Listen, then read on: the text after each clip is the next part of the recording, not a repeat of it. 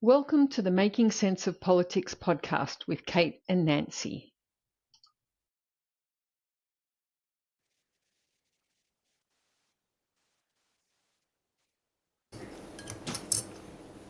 Welcome to another episode of Making Sense of Politics with Kate and Nancy. Nancy, hello. Hi, Kate. Hi, everyone. Good to be here with you. And this time Always. we've even got slides. Yay, go us. It's the evolution of making sense of politics, isn't it? Yeah. Let's go, baby. What a week it has been. What a week, what a month, what a year in a week it has been. It's been crazy. Yeah. But we've had great feedback to episode 1, so we're really looking forward to bringing you more. Rightio. So, all right. So this is our first of our regular segments, things that we have seen that you need to know about. So, Nancy, did you want to talk through this first one? Oh no, this one's mine. This is all mine. So this one is about both parties, the Labor and the Coalition, have announced their housing policy, and hilariously, two specialists, so the former Secretary of the Prime Minister's Department, Martin Parkinson, has said if the LNP delivers this demand stimulus to what everyone knows is a supply side problem, it will be utterly, utterly irresponsible and will be unable to be unwound, which doesn't sound very good for the policy. It's insane. I mean, everything they do seems to have to be unwound anyway, but not being able to be unwound, it's just... I feel like, I feel like they're just coming up with things to come up with things and not really planning proper policy. It's just, if you just remember back to when GST came out, it was carefully thought out, carefully argued, planned, organised, the whole thing. And then this one seems to have been thrown together in the back of a taxi and chucked out the window. So that was an interesting thing, and then the other thing that I loved was that Saul Eslake, who's a really well-known economist, says it is, quote, a candidate for the dumbest policy decision of the 21st century, rivaling the WA GST deal, which doesn't fill me with confidence. So I think that they just don't have a proper policy agenda. Well, honestly, I don't think that I think it's interesting that quite senior experts have come out against it so quickly as well. Like normally we don't see that till somebody pulls it out of their mouth with tongs. But I also feel like they didn't think they had to have policy. They thought that they were going to be coming into the election winning, and they could use their same old BS meter and just throw out all the Trumpian stuff, and Australians would eat it up. So that's my impression as a person that's just observing from the web and from TV. But I don't know. What do you think? It just seems like it's cobbled together. I mean, to me, that Dutton had his one stupid idea, which was nuclear, and that was the only idea he's come into it with, and now he's got to cobble together some policies, and he's just throwing stuff together. It's just, nuclear, the one-trick pony that, again, doesn't even make sense if you look at the world that we're living. But I feel like this one is even, I don't know. You're right. Somebody's written it at the back of the taxi and given it to a 4-year-old to decipher. Like, it's just insane. Just going back to the nuclear, one of the things that I noted, France has been having some droughts in summer, and they've actually had to shut down a number of their nuclear plants because there's not enough water. Wow. And it's just like, we're the driest continent on Earth. Like, this doesn't seem like a good plan for us. Anyway, it's like saying to an egg person that makes eggs, well, now you're going to have to use this egg-like faux egg thing to make your cakes when they've got eggs. Like, we've got wind and sun, tick tick, and water. Yeah, and like, we're on our way to 100% renewables. We're not far off, so amazing. Yeah. Anyway, so that was something that I noted, and I just thought was worth worth people Yeah. knowing, because we know all the problems with housing are actually on the building of houses side, not the buying of houses side. It's a supply problem, not a demand problem. There's plenty of demand for houses, but there is no supply. And I think I might have touched on last time, the positively medieval process by which we still build houses is part of the problem. You And any didn't actually, government that can Kate. solve that would be great. You didn't. Would you like to touch on it now? Oh no. So so I I built a house last year.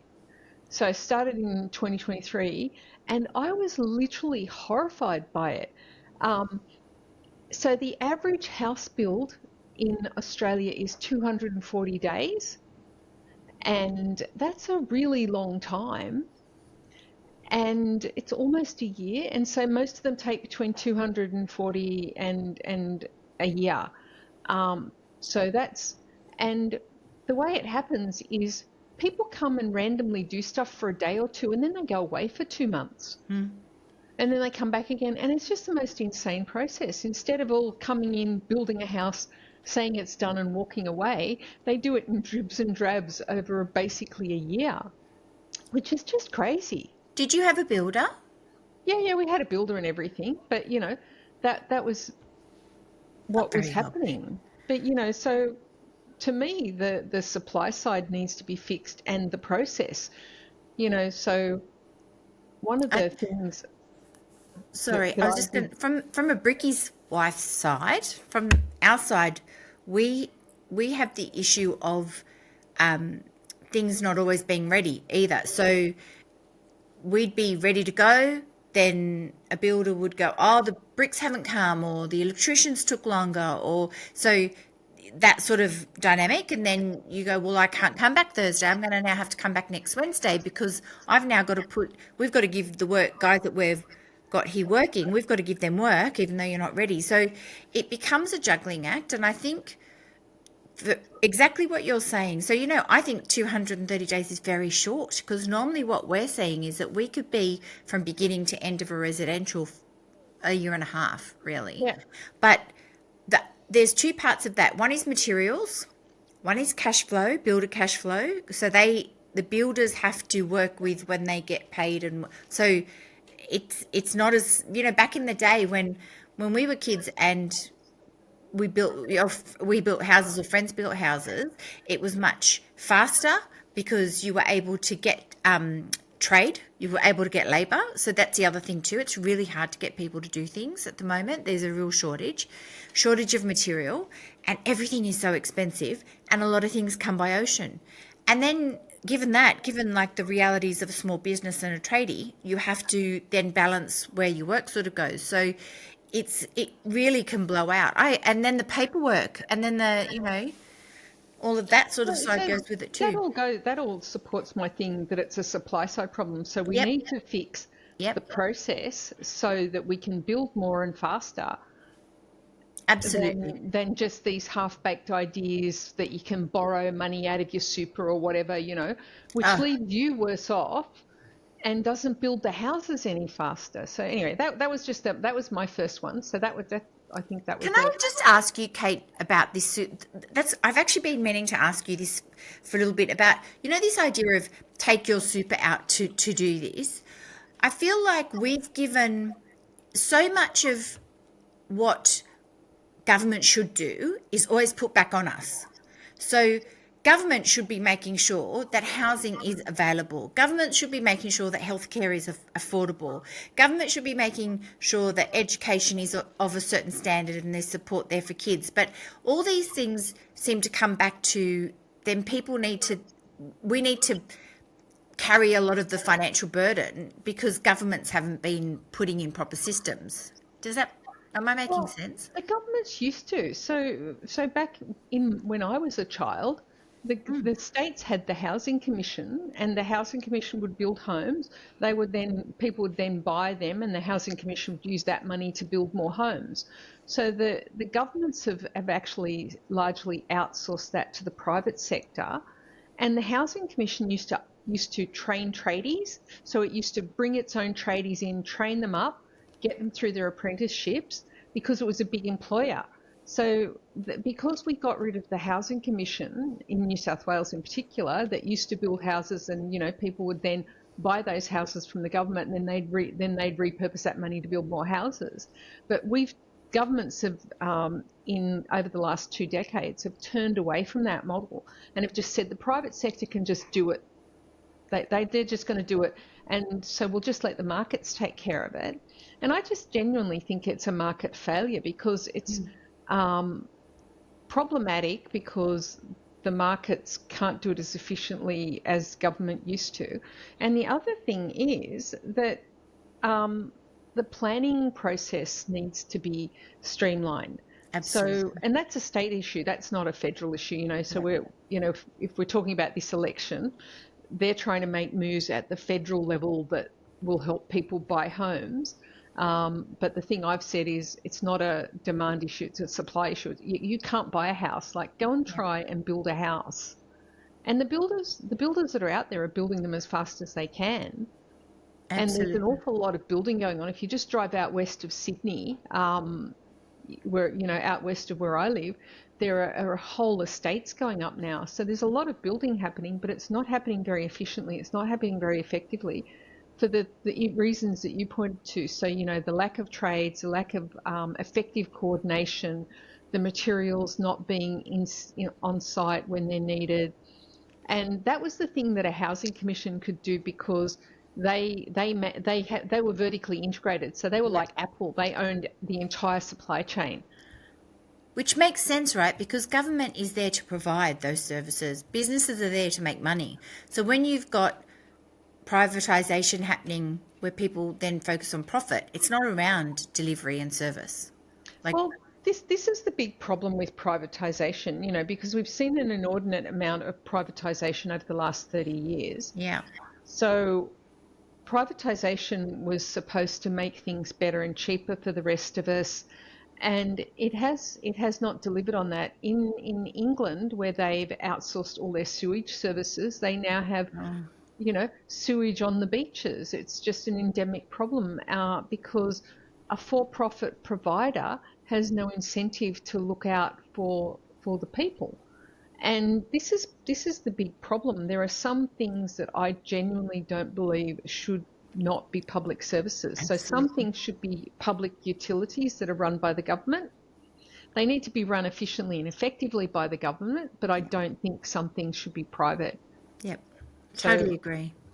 And the Liberal national parties have been very focused on outsourcing over the last 30 years. They've outsourced and sold off everything they can.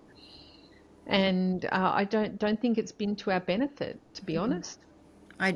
Exactly as you said, because your objective is different when it's profit, but it's also they have also privatized it because a lot of it is to donors. They've given access to so much of private business. They've set themselves up for jobs when they leave politics. It's not altruistic. I mean, water should be never ever privatized. It's scary. And then look at the world we're living in right now, where corporations are, excuse my French, screwing everybody left, right, and centre, and nobody gives a damn about us. We're not part of that structure. The CEO of Nestle, who make water and sell water, says that water shouldn't be a human right. That's the mindset of a corporation. Isn't that Nestle that also gave put asbestos into baby food in China? And killed the kids in South America? To me it's obscene. Yeah, so that's an interesting thing, and maybe we can delve into that in some later episodes. The other one that I've got, and you actually pushed this through to me, and Carol Cadwalder is an amazing person. Yeah. She's in the UK, and she did a TED talk recently about, and here I'll quote her: "We are watching the collapse of the international order in real time, and this is just the start." And she's talking about the emergence of what she calls a brawligarchy. So, tech executives like Elon Musk But equally, it could be, the people that run a lot of our previously public institutions in Australia for profit. But Absolutely. a lot of them are wanting to dismantle democracy and to enable authoritarian control. So it's worth going and having a look at that TED talk for people. Um, I and found it fascinating. this leads on to the next one, which is this is the shot from last weekend. Now, back in the 80s, Hillary Clinton said there was a vast right-wing conspiracy, and everybody laughed at her. Yeah. But Yeah. there really is a vast right-wing conspiracy, it appears. Um, and they were delving into the existence of this Atlas network, which is a global network that fund propaganda, misinformation, and disinformation all around the world, including in Australia, about about political issues, so political and social issues. So the Atlas network was instrumental in providing funding for the No campaign for the Indigenous voice. So they were largely responsible for the No campaign, Yeah. along with Advance. So they were, and one of the really interesting things is a lot of it gets reported as if it's neutral, but it's obviously not neutral.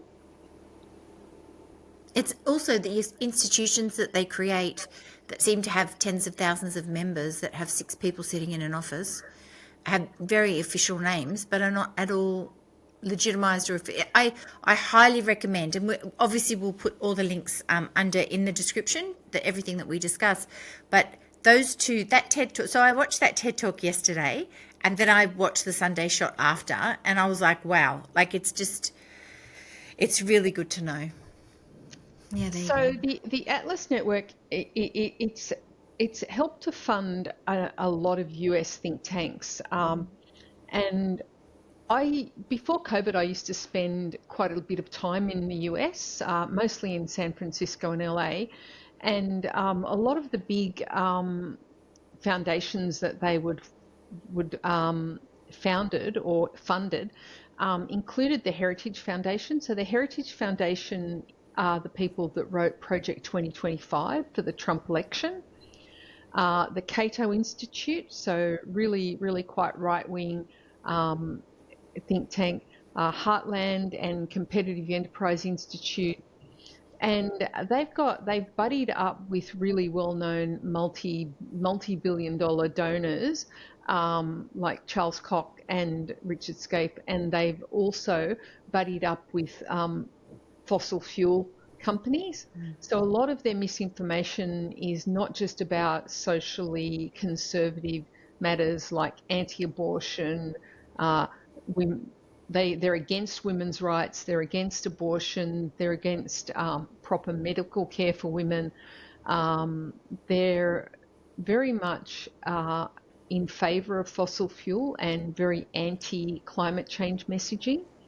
So it's really worthwhile to be aware that this organisation exists, and it's funded some organisations in Australia. So it's funded things like the Australian Christian Lobby.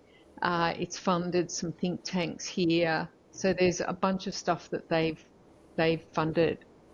And I think they mentioned in the podcast, the Sunday shot, the they've bought some independent media, or they've bought some media in Tasmania. They've actually bought 2 of the papers, or they've started to make inroads into mainstream media now too. Yeah, and they're kind of doing the same thing in the US. So it's really worthwhile when you're reading your news, when you're reading news on a site, of trying to understand who's behind the site. Like we all know Murdoch owns a bunch of newspapers in Australia, and we know he skews very right wing. So if you're reading the Courier Mail in Queensland or the Telegraph, you know it's a Murdoch paper, it's a News Corporation property, so it'll skew very right wing. The Daily Mail is known as the Daily Heil. because they were pro-Nazi before the Second World War, and they supported the British fascists, Union of Fascists. So, and they've never really moved away from that perspective. So it's really worthwhile understanding what are the origins of the news media that you're consuming. I think I think we should have a media literacy segment, and we can like just show some real examples because it's for me when that light was switched on for me, I never looked at anything the same again. Yeah, and it But it just wasn't. sounds so innocent. Yeah. Yeah. And when you go to the Atlas network, they have a tagline that's basically um, development and success of pro-freedom organizations throughout the world. So it sounds really nice and innocuous, but what they mean by pro-freedom is no women's rights, no voting rights for people who don't vote right wing, no freedom for women. They would really like women to be pregnant and back in the kitchen with no bank accounts or jobs. So they are not a very good influence. Makes me sick. You know what's interesting to me is that I've started to ask myself this question: what do they know that women don't know? Because so many women I know who are amazing don't realize their full potential. But somewhere somebody's gone, women are too powerful, they're too all knowing. They're afraid of women because why would you go to all of this trouble? And it's such a good time, crazy time, frustrating time, isn't it, Kate? Because they just want suppression. They want suppression. They don't want anybody to stand up against them. They don't want to be on even keel. It is Orwellian. Well, I genuinely think that this might be the last gasp of, these sort of Please God. um, organizations. But it struck me that, I didn't think I'd have to fight Nazis Oh, in my old age.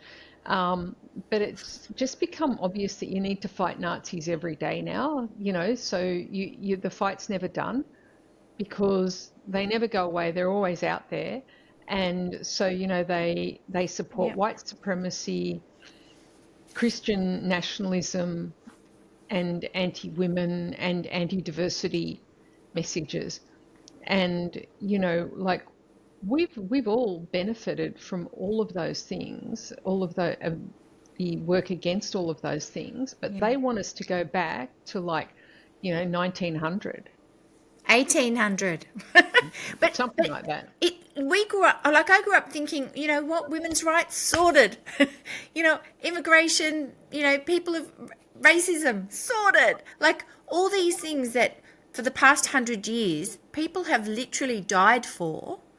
I know this isn't on this particular topic, but I couldn't believe I was watching I can't remember what podcast I was watching, I'm sorry, but they were talking about how Tucker Carlson is trying to make out that Winston Churchill was the bad guy in World War II. And they're literally, I have to find that reference, actually. I'll do it for next episode. And they're literally rewriting the narrative of World War II.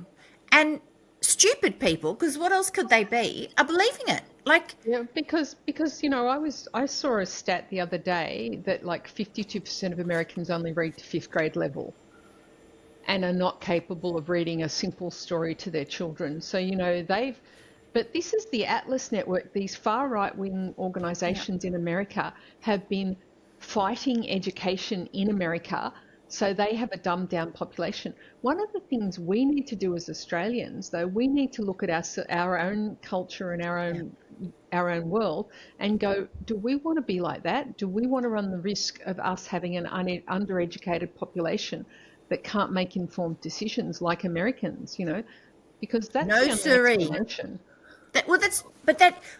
We are just a couple of steps behind all of that, really. Like if you No, look at no, the standard. we've got literacy levels over 80%. So, you know, But we still have, but there's a lot of education levels are declining though. We're not in the same position as America, but we do have more tax, teachers have more to do. there's less teaching, there's less diversity, like ability to help kids who have different learning capabilities. More kids are leaving primary school without being able to read. Like, it's insane. But you are right, we're not America, but there's No. a reason that they want to dumb down the population, because that was the other interesting thing in the shot too. They were saying, if you keep people hungry and desperate, and so we're in we keep getting cost of living crisis, and in America it's even worse. When people are at that stage, they are in fight mode, so that they will want things. They won't open their mind to trying to sort of seek the truth, which is Yeah. another interesting. So I think we've got a slightly different problem. I think that's more of the problem than they just don't understand. Yeah. Like Yes. so I saw something on TikTok the other day, and somebody said Anne Frank was a literary figure. It was just like, have you never done history? So their knowledge levels are really low there, and we don't really have that problem. What we have a bigger problem is people feeling the pinch of the Yeah. economic issues Yeah. and the housing issues, so that all of these things are additives. There's the, oh, my dollar doesn't go as far as it used to, and I can't find somewhere to live. I might have to live in my car now. And I literally know people who are in that kind of situation, It's just. and they're literally one paycheck away from living in a car because of the housing supply problem, you know.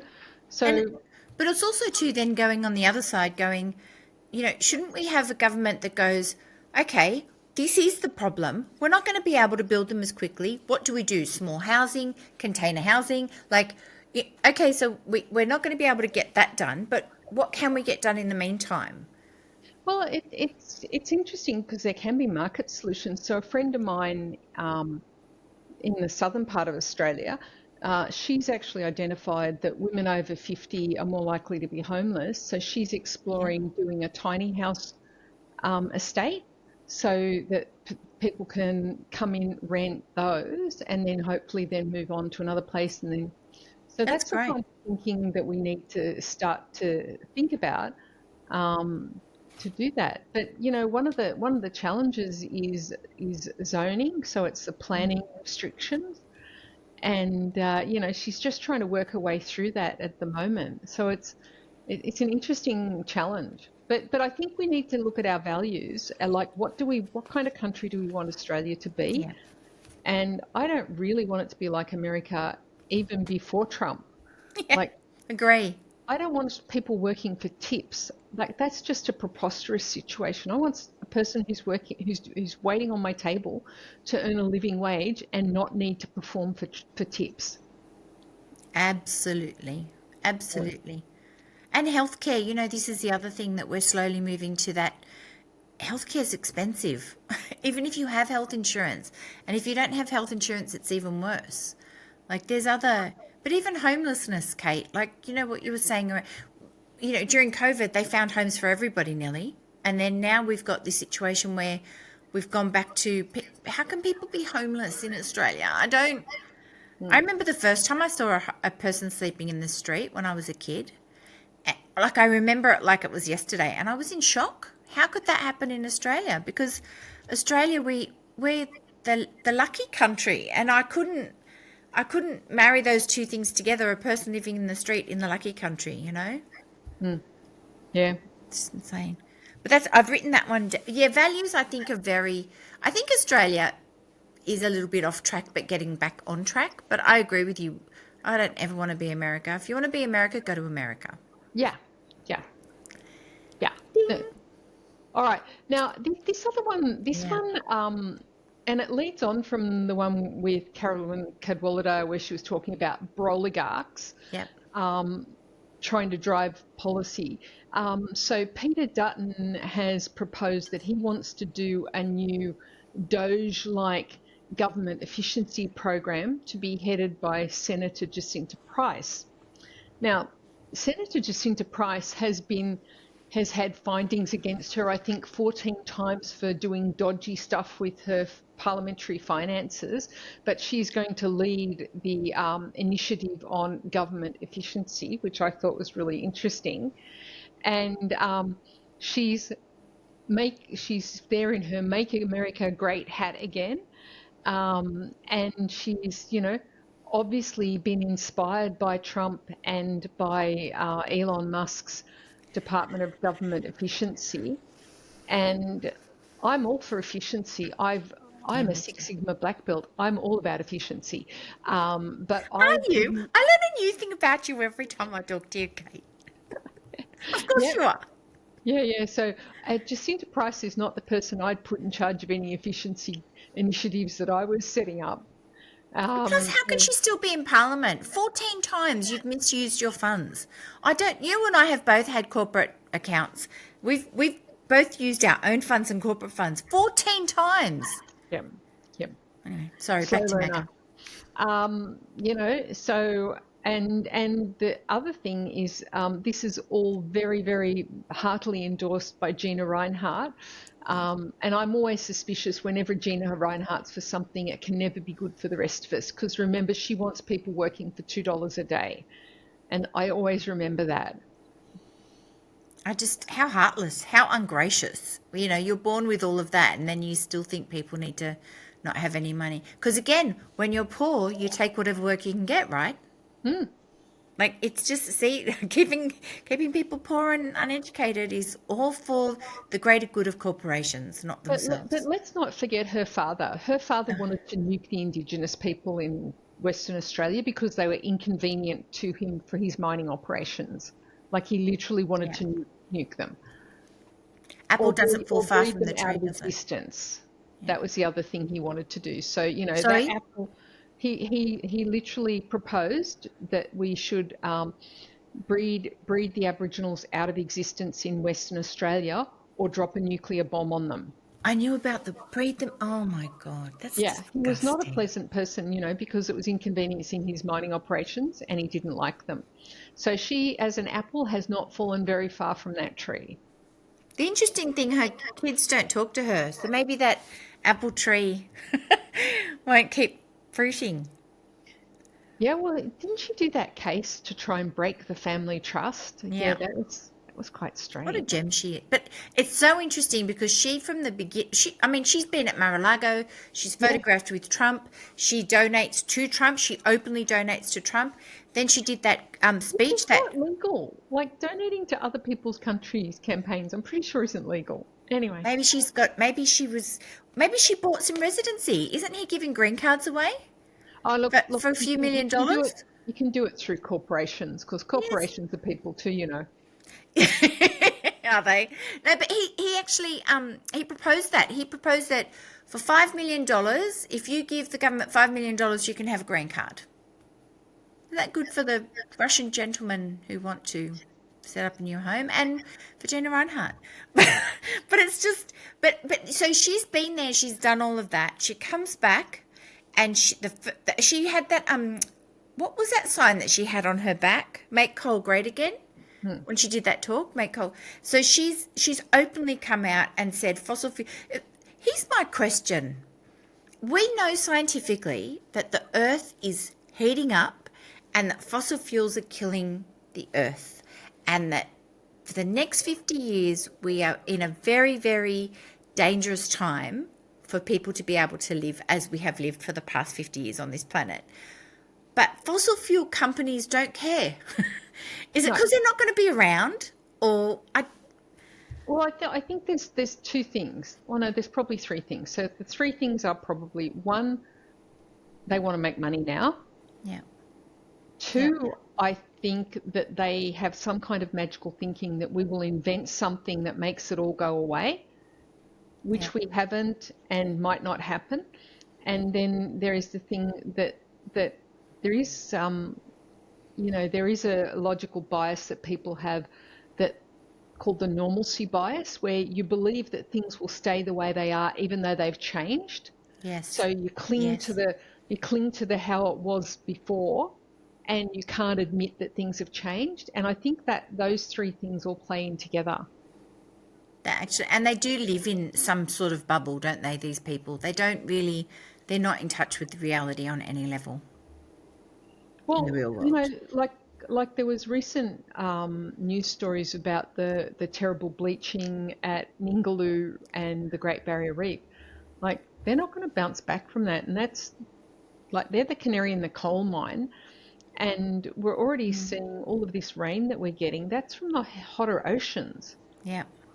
So, you know, if those floods in Queensland, like most of Queensland's underwater at the moment, and, you know, And that, South Australia's in drought. yeah.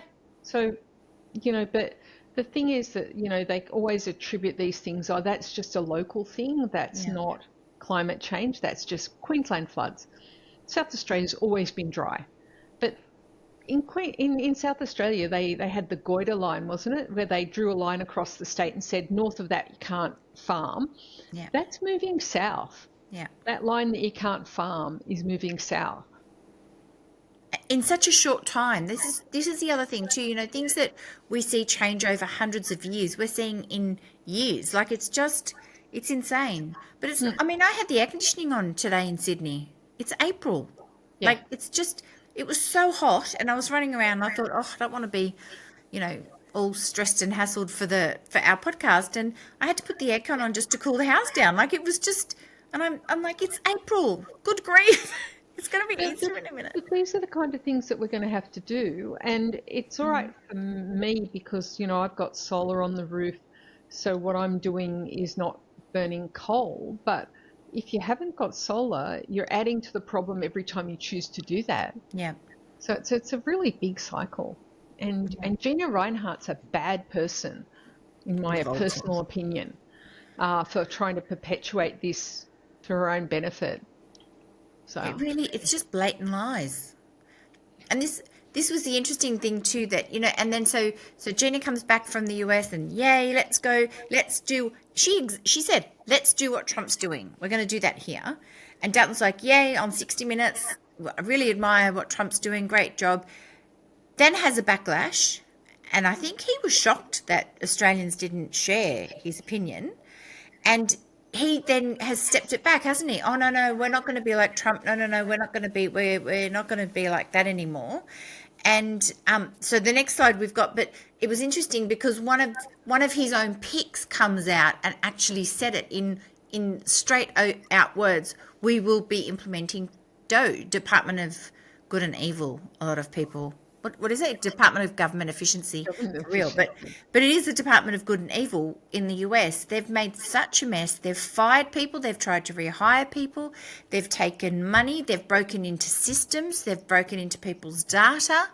And the interesting thing is the person that drives it in the US is Elon Musk, who is a millionaire welfare. billionaire. Well, the richest man in the world, but he's also a welfare recipient because he's had the most grants, like $43 billion, $50 billion worth of grants for one of his businesses, let alone the three. He's shut down, he's trying to shut, with his Skylink, Verizon, he just shut down the Verizon deal with the government because he wants his Starlink to have it. Sorry, Starlink. He wants to shut NASA down because he wants his space stuff to do it, his space company to do it, and he wants government car contracts. So to me it's crazy that one person is literally exploiting the government that has given him billions, and then they quite comfortably tell Australians, hey, this is what we want to do here. And I think that's so for Dutton, every time he says, no, we don't want to be Trump. And then the next slide we've got, it shows her with the slide that we saw before, she's got her Make Australia Great Again. And then on the weekend, she was doing her chant of Make Australia Great Again, Make Australia Great Again. And he looked like he was about to pass out behind her. He looked like he just went, oh my God, didn't I tell her not to say, we're not supposed to say it out loud, dude. This is saying the quiet bit out loud, which she did. So the important thing here is Luke Howarth is, I think, isn't he in Queensland? He's a Liberal National Party MP in Queensland, and he is currently the pick for Assistant Treasurer if Dutton wins. And, you know, one of the interesting things that I realised, there's a CNN personality called Fareed Zakaria, Yeah. and he was talking about tariffs in the US, and he said, he comes from India, and he said India suffered so much poverty due to tariffs. And he said it was a combination, tariffs led to a combination of poverty and corruption. And all the stuff that I've seen to date is that privatization kind of leads to corruption too, because they're huge deals. They're typically going to one or two players. And, so who will get to do Doge for Australia? It will probably be the big consulting firms, because they're going to sack all the public servants, so they won't be able to do it. So all of that cost that is in federal government, which is going to workers, will go into the coffers of a big bunch of consultant firms. I think there was a stat, and again, I wish I could remember who I heard this from. The public service cost, $21 million is what he wants to cut, the cost of, Dutton wants to cut if he is in government. And then he'll replace that with consultants that cost $28 million. So why would you cut public service? And we've got to stop cutting public service, because all that intel needs to stay in government, doesn't it? Like, we're losing so much skill. Yes, everybody can refine along the way. That's not a deal. But by giving consultants work that the government should be doing, you're losing a lot of skill and knowledge out of... One of the things that I look at is the New South Wales previous Liberal government. Victor Dominello and Service New South Wales. Now, I can remember the bad old days when you used to go to the Roads and Traffic Authority to get your license, and you'd have to queue for hours. And you get to the front of the queue and they go, you're in the wrong queue, you need to be in that queue. It was hideous. And now you just go to a one-stop shop where you walk in, there's a lovely concierge, it's so efficient, they deal with you on the spot, you can do most of your stuff on your phone now. That's efficient government. That's a joy to participate in. Yeah. And it is, I still walk in whenever, the few times I've ever had to go in there, I still go in and go, oh, that was quick. That was easy. And I'm just waiting for a hiccup. But see, that's exactly the other thing too, is that when you see that work and you go, well, why didn't they do it before? But at least they've done it. And it really works on that level. It's been done at a state level, it can be done at a federal level, but, it had great leadership. There was Damon Rees and there were people like Ian Opperman in there. Victor Dominello had the vision for it. So, and he was a Liberal. It's not an ideological thing. He just wanted to do it. I need to let this dog out because he's... Of course. So I've been looking down because my dog is sitting at my feet. And he's never done that before. So I'm just trying to make sure I don't kick him in the head. Our dogs, look at us. I thought I could hear something. Mine's fast asleep. He's waiting for something to fall on the floor. But I think this, I was just laughing because Herbie's at my feet. That's why I've been looking down, because I'm like, what are you doing? He's hiding from the fly, I think. Fly in the house. But this is the idea about efficiency is not cutting back public servants.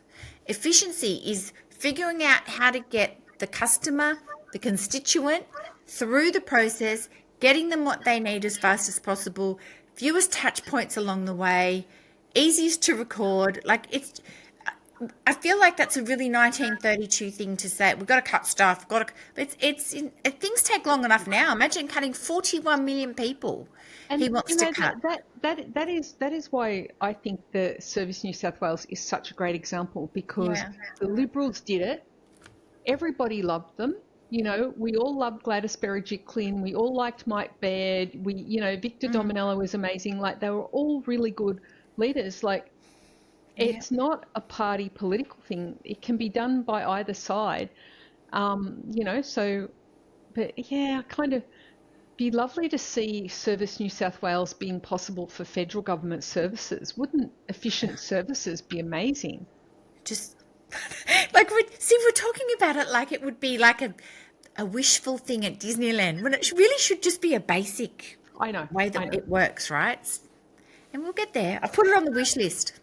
So and you know what? ABC News said this, because ABC News are very pro LNP normally.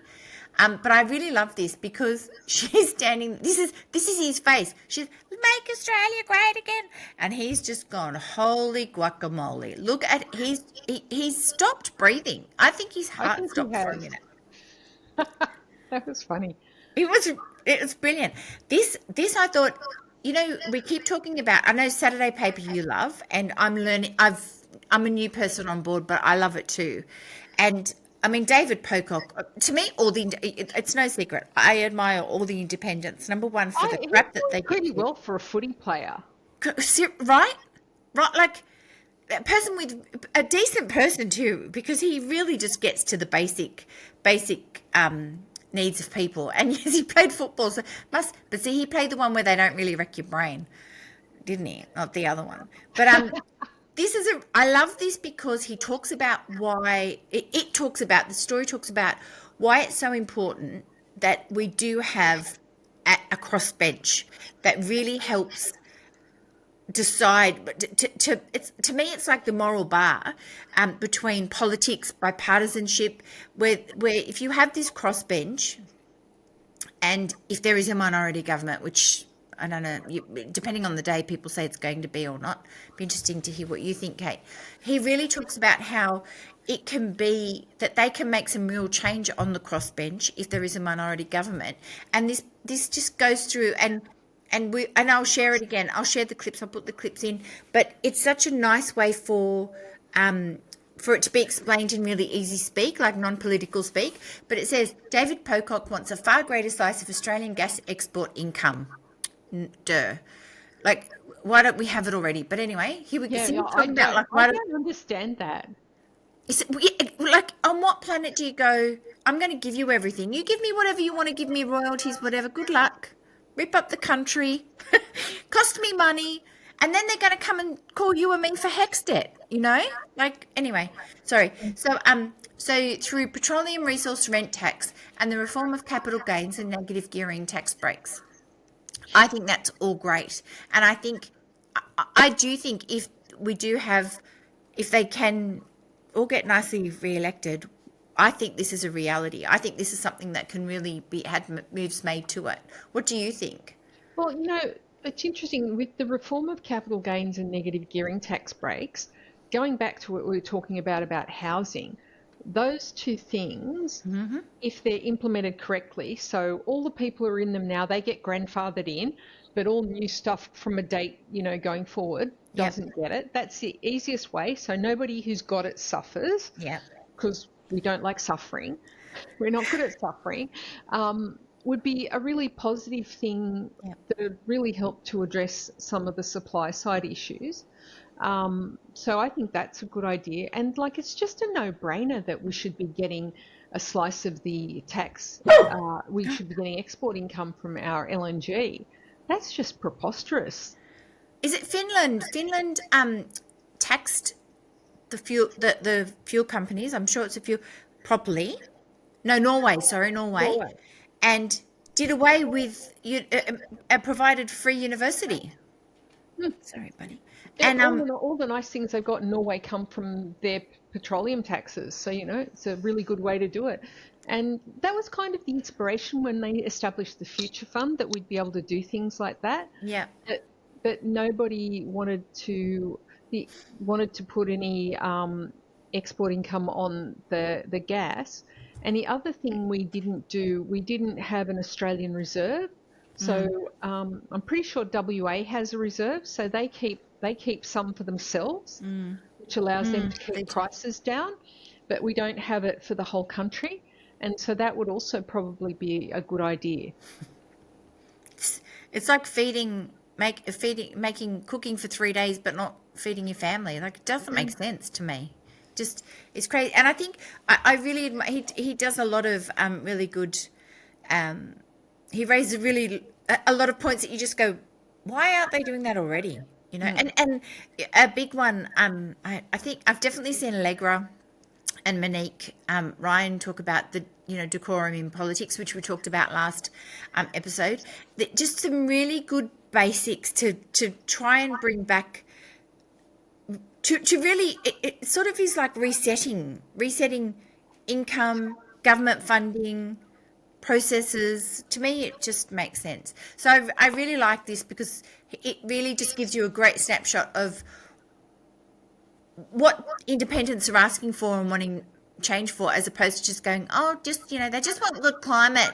Like which is very important. But they always seem to be banging on about independence and climate and don't really look at the broader things that they're fighting for.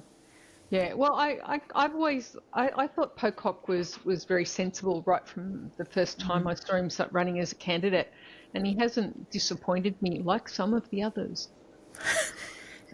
I think it's a harder job to have than it looks. You know, Yeah, but like I told you, I went to that talk with Allegra and Jackie Lambie.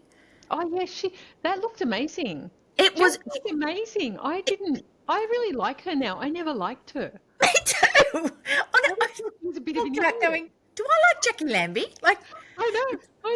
she got, who asked her? Abby Chatfield asked her. She said that a lot of Gen Z have been watching Jackie Lambie videos going, I think I like Jackie Lambie. And she actually said, I need to share that with you and I'll put the link. She said, when I started, I was promised a lot of things by people who just wanted me to side with them. And then I saw the light. So it can be done. It was really good, Kate. I have to say it was but I'm sure they'll do it again. I watched the video of it and I was like, oh my God, I'm liking Jackie Lambie. I don't understand this. Oh my God. But anyway. she's big enough to say, I got some things wrong and I'm going to own that, but this is what I want moving forward. And they a whole heap of senators actually meet with the independents weekly. They have a weekly meeting. So after their weekly meeting, the independents come in and they all chat. And she said, these guys are hitting the ground running. They're asking the questions. They're getting to know. They're not getting caught in BS. And people think that they're really nice and soft, but they're as seasoned and as tough as anyone in that place and getting things done. So that was a big thing for her to say as part of the institution. She said a couple of other swear words. Well, the thing I also liked about Monique Ryan was when she first started running and then somebody said, oh, you'll need to tame your hair. And she was like, nope, my hair is my hair. Kate, I was told, so, I'm naturally curly. Unfortunately, I'm not at one with my curls. And I wasn't like Monique Ryan, like I am Monique Ryan curly, but I've never worn it like that. But I had curlier hair, and I was told my first job, Grace Brothers, I was a management trainee. I was told that successful women have straight hair, so make sure your hair's straight. That's so judgy. Yeah. That's ridiculous. Isn't that crazy? And it adds no value to your work. And it adds 40 minutes to your morning. So when I stopped straightening my hair, when I used to have long hair, I got 40 minutes back of sleep every day. I've got good product now, so it's much more. But yeah, exactly. Saves you money in your pocket. It's easier. I need to see a photo of that, Kate, please. So yeah, the next slide had the rest of this piece, the thumbnails of this. So yeah, the big thing about the crossbench is that they can bring sense into bipartisan politics. That they can look at something and have that say. I was just thinking back to when Julia Gillard was Prime Minister and she had that big minority government, and it was the most productive government we've ever had. It got more legislation through cooperatively and collaboratively than we've ever seen. And I think it was a really good model for future governments. So I'd be happy, I think, to see a minority government. Well, and also too, this whole thing of the English system of two major parties, we need to adopt more major parties a la the European models. I think having the two is dangerous, and you can see what they've done with the funding.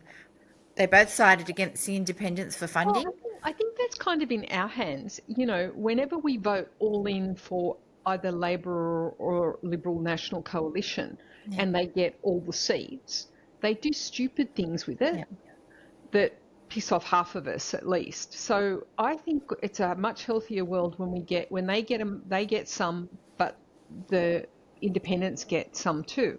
But it's also about which independents, because you've got the lunatic right-wing nutjob independents.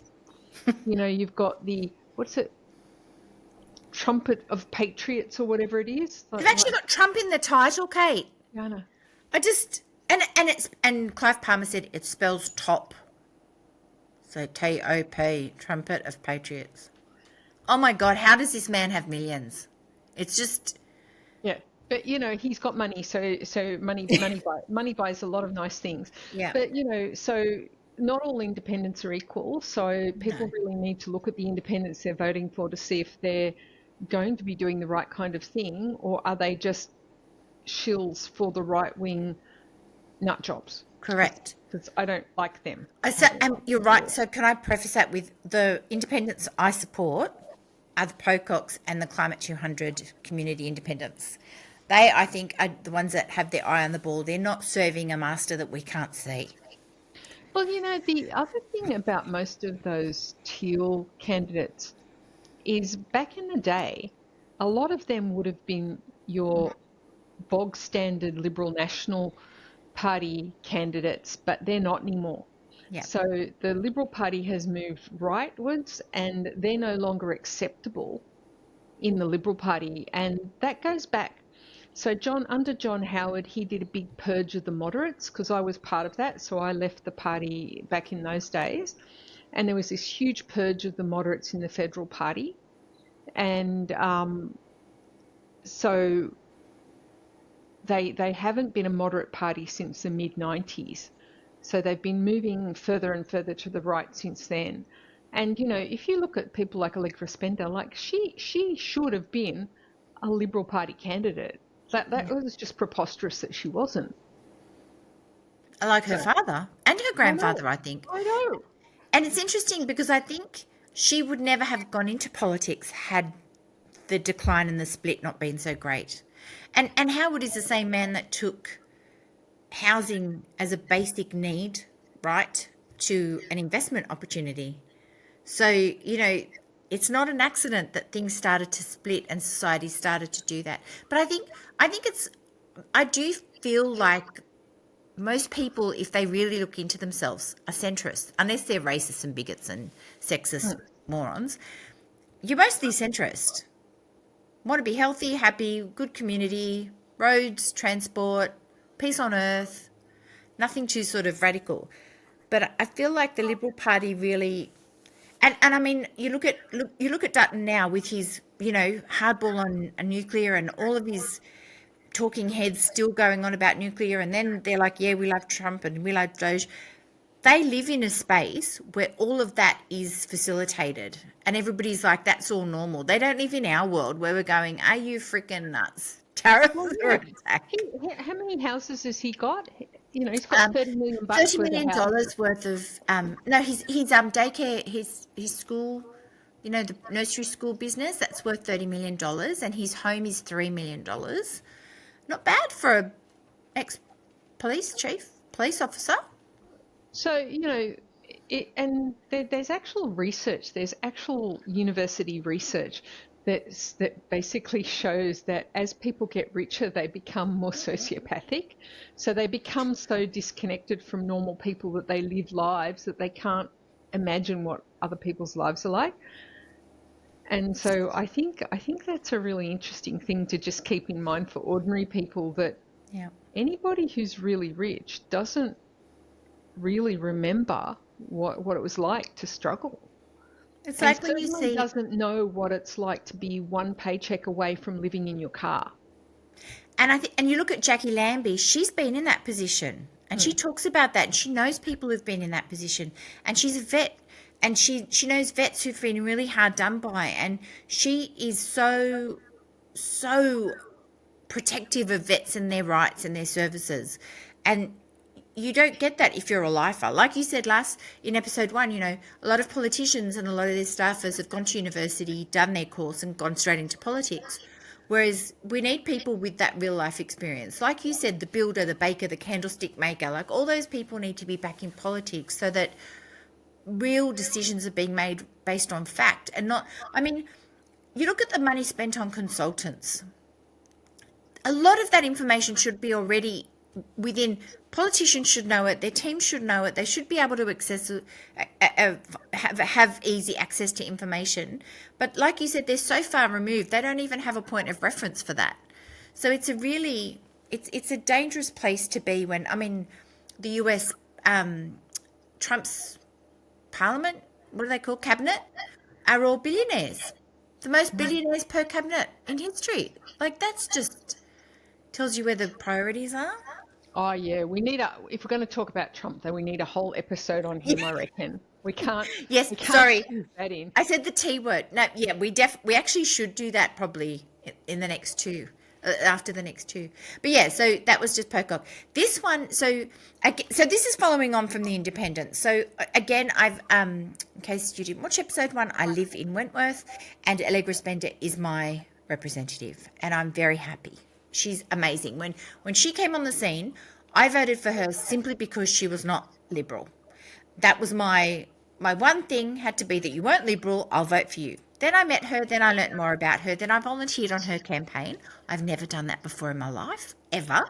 I actually gave out flyers and wore a T-shirt, like Herbie wore the bandana. Like, it was, I've done that. Because she was what I thought a politician should be and do. And I haven't been disappointed in the last 3 years watching. I think these community independents have been, I know they call them teals, I don't want to call them teals, but they are very transparent. This is what I did in politics, this is what I'm going to table, this is what I've looked at, this is who I've talked to, this is how my day went, this is a result that we found. I've actually learnt more from watching them since I've been in high school and we had our political studies. One of the big things, and again, so of course I share all parties. Well, obviously I don't share Liberal because I'm not aligned to them, but I share Labor wins. I share what Allegra's doing in our little local Facebook group and in socials. And people always come back to, oh, if they're so independent, why are they all under the Climate 200 banner? And it's like, what? They're community independents who vote based on what their community wants. So then the next thing you get is, oh, they vote with the Greens. They're just for the Greens. They're just Greens in a different colour green. Because sometimes they are aligned with what the Greens are voting on. They vote for the same. But these people are given a script of things to go and comment under every single one of her posts and to attack her on every level. I told you about the big, they're doing the big billboards on the backside of the trucks.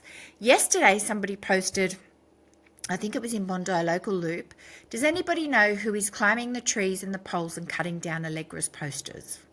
And there's pictures of the posters just on the floor. So somebody's going, like, it's just pathetic. Like, it's pathetic. And then there was a flyer that went out. This has been happening for years. Like, this has been happening since time immemorial. It is what happens during political campaigns. And now they've got a new target, Kate, too, which isn't one of the majors. But there was some printed material. It was the fossil fuel company backed, one of the ones we talked about at the beginning that were part of the Atlas Group. So they've done these flyers now and these lies, and they're sharing them around as legitimate information. Anyway, she's now, so she put this video out, and she was saying, I spoke with Millie Rose Bannister. We paid her as an influencer and an expert. Well, she didn't call her an influencer. She as an expert. We have paid her for her information and her time.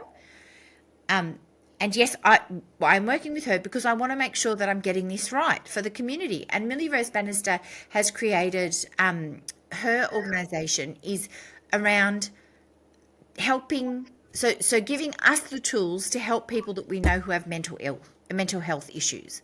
Mm-hmm. So, and it's, creating good mates. Like, how can anybody be against an organisation like that? So many, unfortunately, one of my primary school friends took her own life, and so many of us, we often, it's funny because a whole group of her friends who we never knew each other before her funeral, we message each other all the time. And even on the weekend, somebody said, I still don't know, could I have done something more? Well, it was interesting because when I saw Allegra's post, I then looked at what Millie was doing. And this is such a great resource because it shows us what we can do and what we can't do. And if you encounter somebody, how to approach them. And, this is such a great thing. And obviously Allegra values the expertise. And there's It's been a great. massive She's paying backlash. somebody to do it, which is So unusual. isn't that what the libs do for consultants, Kate? Don't you pay? Don't you and I work for ourselves? We get paid for our expertise. Yeah. But there's a whole beat up and a story around this. So the reason I wanted to put this on was to say, don't get caught up in the hysteria of, oh, she paid an influencer, because they use the word influencer to get you to go, influencer, hate influencers, they're all evil. She paid her, she's evil. Just look a little bit deeper into the story. And yeah, great association. I highly recommend. I'll put the link, and I'm following them, and I'm going to Yeah. donate to them too. We'll put all of this in the blog post too. Yeah. Yeah. All right. Now, we've got some media recommendations. Yep. So, Oh, sorry, I forgot to say. it's all right. So the Sunday Shot, this is a new alternative for people who used to watch, what was the show called? The I can't remember. Insiders. Insiders. I haven't Yeah. watched it for so long, I can't remember what it's called. So for Same. those of you who are rusted on to Insiders on the ABC, but it makes your blood pressure go up, give the shot a try, the Sunday Shot. They're good people. They're talking frankly about the issues, but I don't wake up at 9 a.m. on Sunday, but I understand some people do. I listen to it later in the day myself, but I like it because it's also the day that you can sort of listen to it. Ironically, I listened again to it today, but it's a great thing to have, that you can just listen to it in bits, or it's a great day to sort of, that sort of day, even when you're doing your housework, you can put it on the back. But they really are getting into a lot of what we've been talking about, but they're really getting into the news behind the news. Mm-hmm. And speaking to people. Like, they had a really great the trans activist was on as well, and interesting, the trans activist was talking about all this misinformation. So yeah, really, yeah, I applaud them because it's not easy to do, but they're really making inroads. It's a great show. Well, that's good. Yeah, so if you're over Insiders, give the shot a go. The Independent Australia is a progressive journal. They've got some. They tend to tell pretty unvarnished truth about issues in the media. So I recommend that. I've been following them probably since they were invented. I don't know when it was though. It's been a long time though. I've only just nearly come on to them, I'm ashamed to say. Claxon, this is Anthony Clan, who's been an investigative journalist for many years.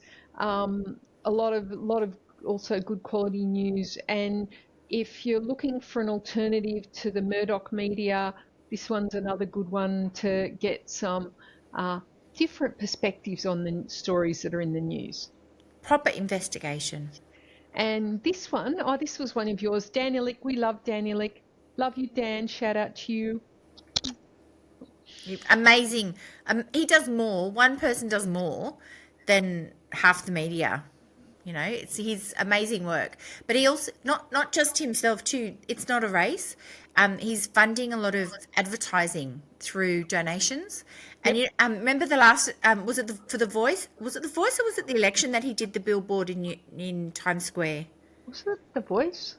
I think it was the Voice. Yeah. I can't remember, because it was, or was it their digs at Scott Morrison for going to Hawaii during the fires? I think it was around that election too. He did something, but he did this massive billboard. It's very funny. And the great thing about that is it gets attention for the media who don't want to cover the true stories or the real stories. He gets the attention through the advertising that he does, that the story has to be then investigated. So yeah, it's not a race is great. He's done a great job. If you'd like to donate, you can. If you don't want to, you don't have to. Just share their content and just investigate and look at what they're doing, because they've got really good information. Also, he's very funny. So Bit of he's activism. a very amusing human being. Yeah. All right, and this is we promised we wouldn't just talk about bad stuff. All right. This one, so do you remember tragic February 2020?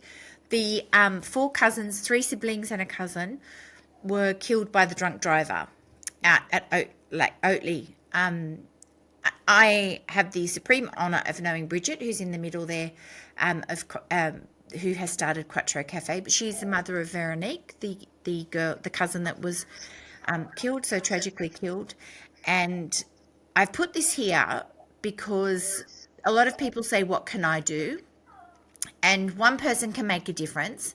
So I know it is good news because these people have turned their absolute abject horror and sorrow and loss into amazing initiatives and giving back to people. So if you can't, you don't have to start something. You can join something that's already been started as well. So the parents of the three older children, they've Layla and Danny, they have been real advocates around the idea of forgiveness and handling your grief through. They are very religious. They met the Pope and they met Prince Charles and Camilla, but they have been really instrumental in showing people that you don't have to always act in anger and frustration. And it's such a beautiful message that they have, the way that they talk about their loss and the way that they give back to the community. Bridget has started Quatre Cafe, which is Quatre is four, of course, and they've got 2 cafes now. And she's also done the Heartfelt Community. They've got a gala that's coming up as well. If you wanted to attend it in May, unfortunately we'll be away, but you can also donate to that if you wanted to. But her message, which is beautiful: join me and help build a compassionate community to support people who are grieving. And I think a lot of people grieve for so many different things. And again, I think this is something that should be brought out into the open more, because a lot of people, I think it changes a lot of lives and not always for the better. So I just wanted to highlight both of those to show one person can make a difference, but you can also join and support different great movements that can be aligned to you or something that can help you. And the other one that I had to put in, here's always my good news. This is how I start my day, is do YouTube clips or Instagram stories from Niall Harbison and We're Happy Doggo. If you don't know Niall, he was a chef. He's Irish, was a chef. Drug and alcohol addiction, went to Thailand, was either going to kill himself or change his life. Thankfully, he decided to change his life. Started feeding street dogs, and you can see that. And I can't even tell you, when one of them dies, it's like a member of my family. Like, it's just hard work. And he's just started the last couple. He's only 3 years old, this charity. Well, it's not even I'm not even going to call it a charity. I'm going to call it a movement. But they've adopted dogs all over the world. So they put a call out and say so and so is ready to be adopted. So their dogs are in America. Liam Gallagher from Oasis adopted Buttons a couple of years ago. That's when I first caught on to them. So Buttons lives there. They're in Wales. They're in Germany. They're in the States, Canada, all over. We don't have one in Australia yet. I don't know why. Billy is in Singapore. I love Billy. I'm addicted to Billy. His poor parents. And it's so interesting because some of the parents, the dog parents, the adopters, start Instagram accounts for the dogs they adopt. Some don't. It's a real pressure. Some of them have actually stopped them. But this guy went and started feeding street dogs. And now he's sterilising street dogs. He's supporting charities in the rest of Asia. He's about to launch his second book. Yes, I'm getting the pre-signed I've ordered my pre-order pre-cop. I'm on the train, baby. I wish I was going to see him in the UK. And he's raising money for a hospital, because the biggest hospital that deals with animals and putting them back together again is 10 hours in a taxi away. Wow. So they're putting it there. He's in Koh Samui. They're going to build a hospital there. That's what the book's for and all the work is for. He's built the land. Is where they keep the rescue dogs, and we get the videos every day. They've just opened Alba's kitchen, and Alba, I saw Alba's picture. I'm sorry, I can't find her right now, but Alba sadly died, but she was so skinny and so sick, but she got up every day and watched the sunrise and the sunset, and we all were rooting for Alba. But they've started a kitchen in her honour, so they actually cook the food on the land now, and he goes out and feeds like 1,000 street dogs every day. And wow. and he's stopped, I think it's 2.5 million dogs from being born by sterilising the street dogs. So, and We Are Happy Doggo is the official account. So one person did that. Like, one person has touched, and when he did a walk, he went to America, I think a year ago, and they did a walk in Central Park, and there was like hundreds of people there, very unplanned. So there are people out there doing great things and amazing things. And yes, this is doggy focused. How could it not be? But it's just finding those little things where you just go, that's amazing, what a great story. Or if you just want to watch a video every day and just be happy. And my disabled hairy friends, I should have put her on there, Sybil. She's the doctor that helps him with a lot of the dogs. She takes all the disabled dogs, so they've all got their wheelchairs, or she makes little pants for them so they don't hurt their limbs because they don't feel them when they're dragging them around. Like, I never thought I'd love dogs with two legs. So yeah, so for me they were the two, big heart driven, changing the world people. Yeah, so we can change the world, which is an important message and a very good note to end on. Great to see you, Nancy. Thanks for that. Always great to see you, lovely. And Maxie, hello Maxie. He's just love on full. Look, oh my God, Maxie. Oh my gosh, I want mine to kiss me. My dog doesn't kiss me. He hugs me, but doesn't kiss me. Have a good one. Thank you for listening. Thank you for watching. Any questions, anything you want to know about, put it in the comments and we will do it for the next episode. See you soon. Bye Kate. Thank you.